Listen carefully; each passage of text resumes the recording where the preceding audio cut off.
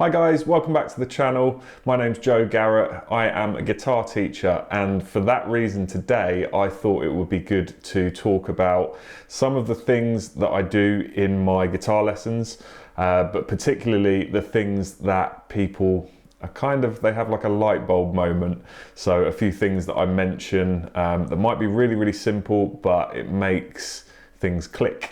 So these could be things that are ear training based, theory based, or technique based. Yeah, lots of random different things, but I'm going to do 5 tips that I like to use in my guitar lessons that, like I say, give you that eureka moment and kind of break you through certain things that you've been stuck on. So before we get started, please make sure to hit the subscribe button and the bell icon to be notified for more videos like this. We've just hit 500 subscribers, so trying to reach that 1,000 at the moment. We've got to double it up, but yeah, it's going good. Thanks for everyone that's subscribed so far, and yeah, let's get into this video. Okay, so the first thing that I want to look at is the left hand and right hand muting. Okay, so this is something that if you get right very early on as a beginner, it can be really useful, and it will make life a lot easier down the road. So things like power chords, you know, if you've got a 2-finger power chord like this, let's see if I can get this in focus, there we go. I'm arching that first finger so that it's arching over the top strings, and they're going to be muted, and it's also slightly overlapping to touch the low E string, so that is going to mute that string as well. So if I strum all 6 strings, I'm going to get literally just those 2 notes. Everything else is going to be muted. Or if I wanted to do a 3-finger power chord, I could do that as well, but literally the same technique. Yeah, so things like Smells Like Teen Spirit, for example. You know, if you really want that aggressive sort of sound, you're going to want to dig in. And there I'm hitting all 6 strings, and only the bottom 2 are ringing out. Okay, even when you go up to the A string, you know, that first finger's hanging over, muting the low E, like I said, and then yeah, that first finger's doing a lot of the muting there. And then you can quickly put your 3rd, 4th, and even pinky down to do your left hand muting.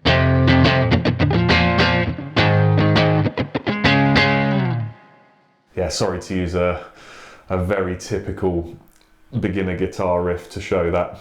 And then for the right hand as well, if I'm playing a scale, for example, or anything lead based, I can run up and down the scale, but I don't know what this part's called, I should really find this out, but this fleshy bit under my thumb is going to pass the strings as I go down. Okay, so as I'm going, well, technically up the strings, that's another tip as well. Always think of your guitar in reverse. It's backwards. As I strum down the strings, the pitch gets higher. And as I strum up the strings, the pitch gets lower. It's the same thing with tablature.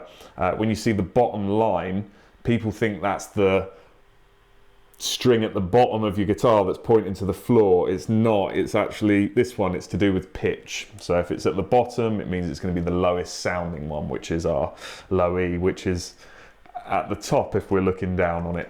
You're going to have that almost like this side is pointing upwards. So this you can kind of have on your scratch plate, and then as you go, minor pentatonic.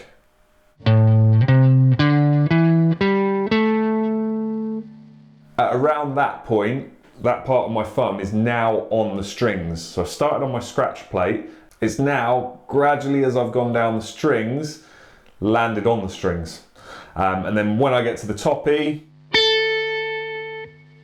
my whole hand is pretty much covering the rest of the strings.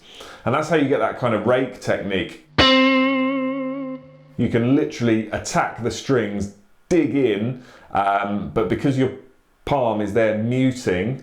Now a lot of people, when I say palm, they'll think of palm muting. So this side is literally the opposite side of your hand. So kind of like that. And then when you're palm muting, it's like that.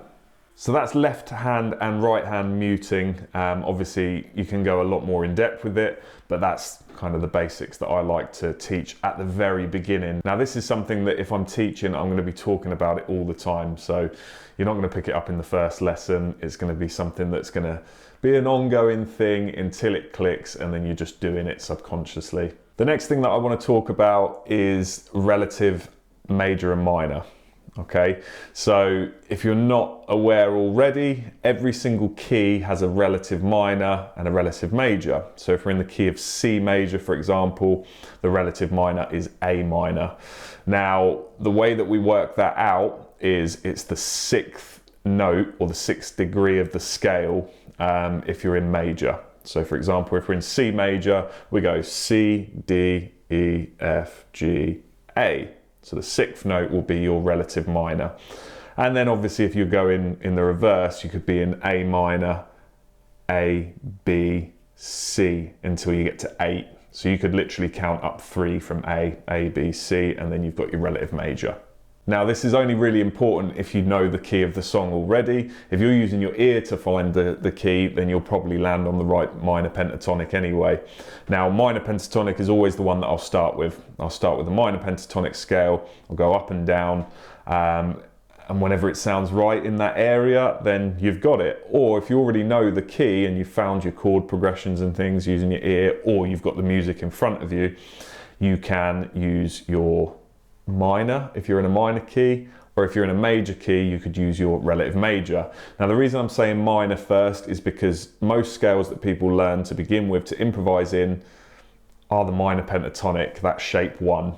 So let's take an example. We're going to do C major because it has no sharps or flats. It's nice and easy to work with.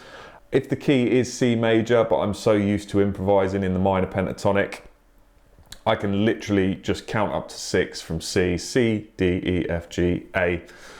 A minor, let's find an A on the low E string. It's the 5th fret, run up and down that and start improvising using that scale. And it's literally going to be exactly the same thing. What a lot of people get confused about is that they are literally the same thing. That's when you get into modal theory as well. When we're talking about modes, we're not going to do that in this this video. So basically the way that we'll think about it is if we're in C major, you've got C, D, E, F, G, A. There's your relative minor.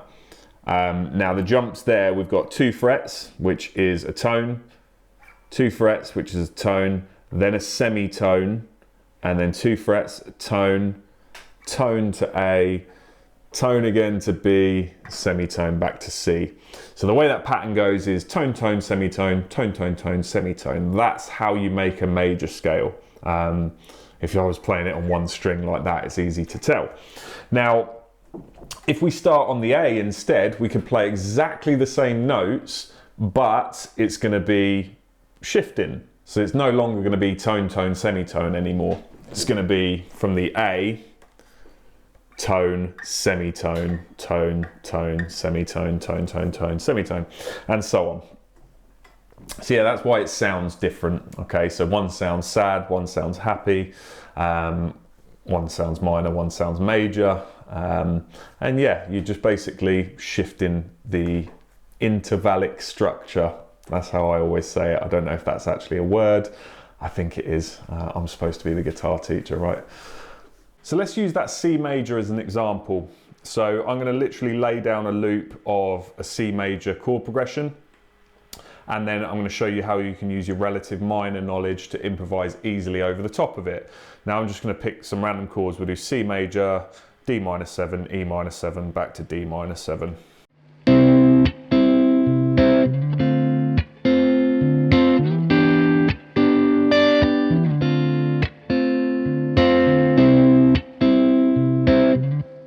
Okay, and then I am, because I'm in C major, I'm going to go up C, D, E, F, G, A. Okay, there's our 6th note, we're in A minor. Cool, I'll go down to the 5th fret on the low E string, and I am going to use my A minor pentatonic over the top of it, which is exactly the same notes as the C major pentatonic.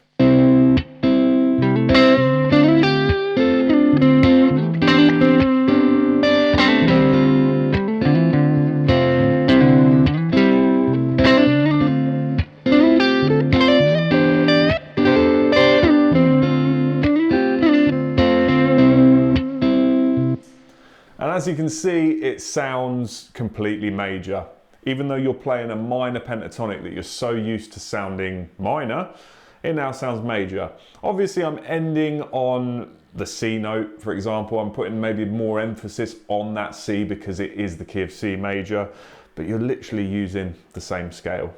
So the next thing that we're going to be talking about is ear training. Now, there's a lot of like grade syllabus out there that do their own thing, and they are great. You know, there's a lot of apps that you can use to help build your ear training. But I just like to open up Spotify and just play any tune. Now, I like doing it with pop songs, but I like working out the chords using the bass lines first. I'll find the bass notes and then I'll find the chords that match those bass notes.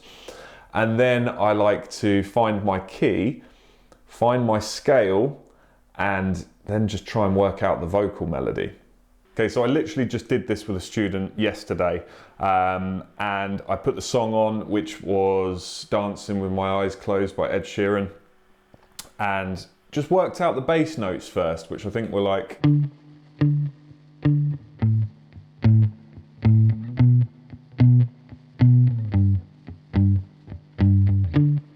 Okay, now once you get those down, obviously that is the chord progression, the pop chord progression. It is literally used in everything, and most of Ed Sheeran's songs he's got by just using those 4 chords, and he admits it as well, which is not a bad thing. You know, they are known to make a hit. So yeah, if you want to make a hit, maybe use these chords. So yeah, obviously you got the bass line down, which was a D, A, B, G. Now, then I would think, right, they're probably normal chords from the sound of it, normal major and minor chords. Does the song sound happy? Yeah, it kind of does. I know that chord progression when I first hear it anyway, so I'd think, all right, that's a D major. Then when it goes to the A, oh, it's not a minor, so it's got to be a major. Up to the B, no, not major. Be a minor, and then G, yeah, the major fits. So yeah, it's trial and error. You know, sometimes you will get an odd chord, or you might get a dominant 7 or a minor 7. But in that case, the majors and the minors should still hold up. So you should get your general idea of what key you're in. So yeah, we know from that we're in the key of D. That's another lesson, learning how to work out what key we're in by looking just at those 4 chords. The one trick I'm going to give you, this is an extra tip, okay? One tip of working out your key is if you see 2 majors next to each other, alphabetically, then it's the 4th and 5th of a key. If you see 2 minors next to each other, it's the 2nd and the 3rd of a key. So in this case, have we got any next to each other? Yeah, the G and the A. Yeah, so I'd think G, A, that's my 4, 5, D is my 1. So we're in D major. So then using our previous tip of using your relative minor, I would find my relative minor, which in this case, I go up the 3 note per string major scale from D and go,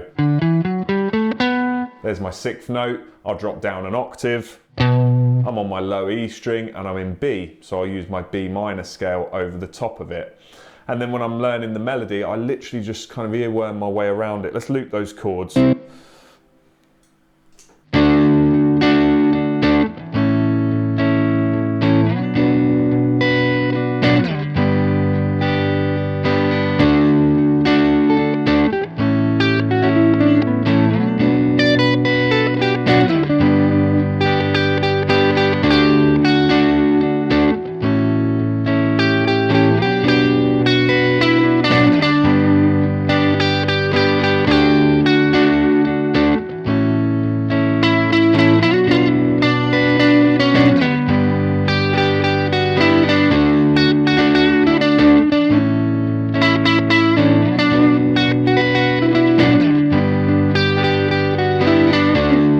You see what I mean? It's just kind of feeling your way around that scale. Now that was natural minor, so I was using my natural minor scale there.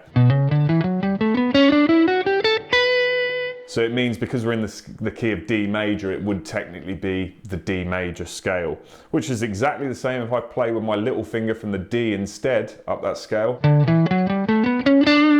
I get the D major scale, but it's in the exact same shape as my B natural minor. But yeah, that's a weird one to show because normally it's pentatonic. Like when you try this, literally put any pop song on. Actually, it doesn't even have to be a pop song. A lot of them are pentatonic based, but then they throw in little sprinkles of natural minor. So yeah, you'll find that a lot, I think, that it is pentatonic based. So I'm going to show you guys how to keep chord progressions close together on the guitar without having to jump around all over the neck. A lot of people, when they're writing riffs or chord progressions, they just do it naturally and stick with it. Now that's all well and good, you can do that, but this might show you how to keep things a bit closer. If you're playing and singing, you know, you might not want to be looking down at your guitar to jump across the neck lot, so you can keep it all close together. Now, doing this involves something called the caged system. Now, I haven't done a video on this yet, but there'll be plenty of videos out there on YouTube or lessons you may already know about the caged system. Now, I'll try to kind of explain it in a way that makes sense for anyone picking it up, if I can, but there may be some kind of things that you'll need to know about the caged system within it. Okay, so I've got this chord progression here. We've got D minor 7, A minor, B flat major, and then F major, and then A dominant 7. Okay, which is sounding very nice, but it's jumping around quite a lot. So this is kind of showing you how to keep everything fairly close. Now I'm going to stick with my D minor 7 on the 5th fret of the A string, starting point. But now, if I think of my A minor, I'm not going to jump all the way down to my open A minor chord. I could literally just drop my finger because there's an A on the E string, the same fret that I'm on. But then I could use this minor 7 here. And also doing this makes you sometimes do different chords. Down here I was doing a normal A minor. Here, it just kind of forced me to do this A minor 7 for some reason. Or you might want to do it like that, with just your middle and your third finger flat. And then my B flat, rather than jumping up here, or down there, sorry, I can literally go 1 fret higher here. I like to use my thumb for this shape and do that one there.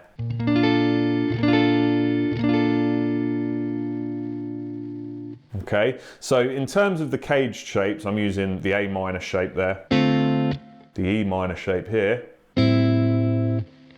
This one is pretty much your E major shape there. And then I can be so close here, look, I literally just drop down to the A string and maneuver my first and second finger a little bit, and I've got the C shape in F. Okay, so look at those two changes.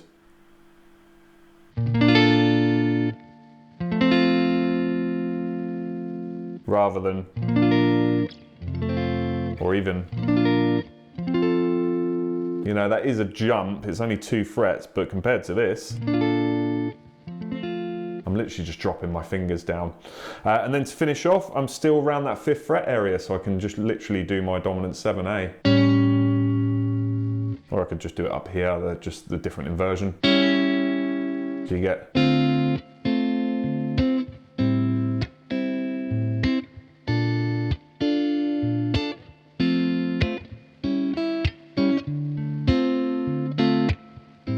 Just keeping everything really nice and close. Okay, so the last thing that I'm going to be talking about is improvising over a blues. Now, we can do that obviously with a blues scale, we can do that with a minor pentatonic, but we can also do it with a major pentatonic. Now, this is something I didn't learn until I really started getting into blues playing. I was more of a metal player to begin with and rock, and I never really did this. It was only when I got a Strat for the first time and started playing a bit more blues that I understood what that sound was that people were getting when they were improvising. And I was always thinking, right, I could improvise half of what they're doing, but where are they going there? How are they making that sound so different? okay? And it's basically using the same major pentatonic key. So for example, C major pentatonic, but also using C minor pentatonic. Now, normally a blues is in a major key, normally. Obviously, a lot of the chords all the time are dominant 7 chords. And as we know, or some of us might not know, but we have the 5th chord as our dominant. So our 5th chord is the dominant chord in the key. But in blues, a lot of the time they use every single chord as a dominant, and that would be a 1, 4, 5. So if we're in the key of G, you'd have G dominant 7, C dominant 7, and D dominant 7. Now technically that's non-diatonic. If you've got all those 4 chords, the 1, 4, 5, the only one that should have that minor 7 interval in it is the 5th chord in the key. But in blues, you get all 3 chords using the same chord, that dominant 7. Now because of that, it means we can use both of those scales. We can use a major pentatonic and a minor pentatonic. Now, we can't do a full major scale and a full natural minor scale. The great thing about that pentatonic is the 2 notes that you're missing in the pentatonic scales are ones that would normally clash over a chord progression like this. But because they're not in there, it doesn't clash. Okay, so say we've got a blues chord progression that's using G dominant 7, C dominant 7, D dominant 7.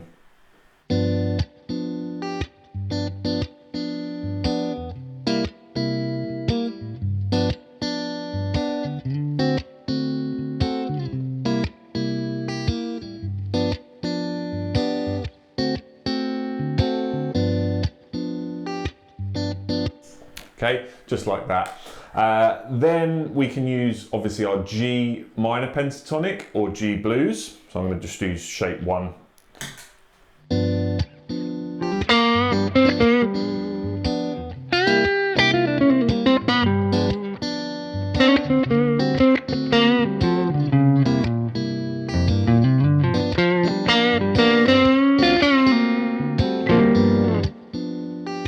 Okay, it does its job. But I want to change it to G major pentatonic. So what I can do is go to the relative minor and just play that. So we go up 6, G, E.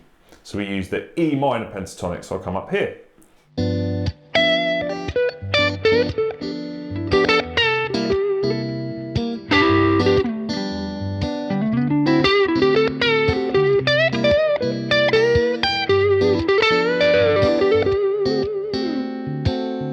You see how well that works as well. And then you can alternate between the 2, but you can also mix notes together. I like doing the kind of Clapton thing with the minor here and then turning it to a major. That major 3rd.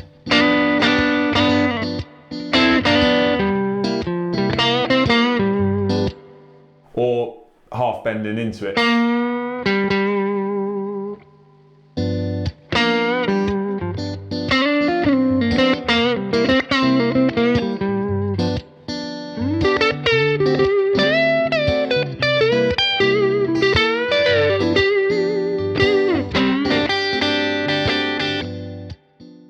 So I hope those tips were helpful to some of you. Hopefully some of you had a light bulb moment.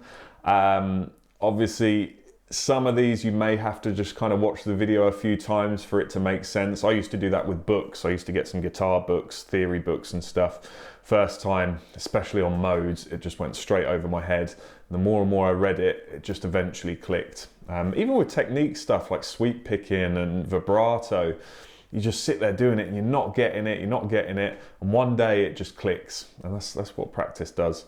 But yeah, hopefully that helped. I might do some more videos like this every now and again if there's new things that I do in lessons that I just kind of catch myself doing and think, oh, I'll make a video on that.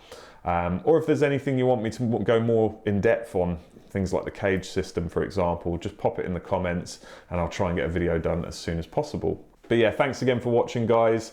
Like I said at the beginning, if you haven't subscribed, please do. It's really helping me out trying to get to that 1,000 subscribers. And yeah, you'll get notified about the next video that pops up. I'm trying to do these weekly. There might be a week, where I don't do one. because of my schedule and stuff like that. But yeah, I'm going to try and be as consistent as possible with it now going forward. So yeah, hopefully I will see you guys next week.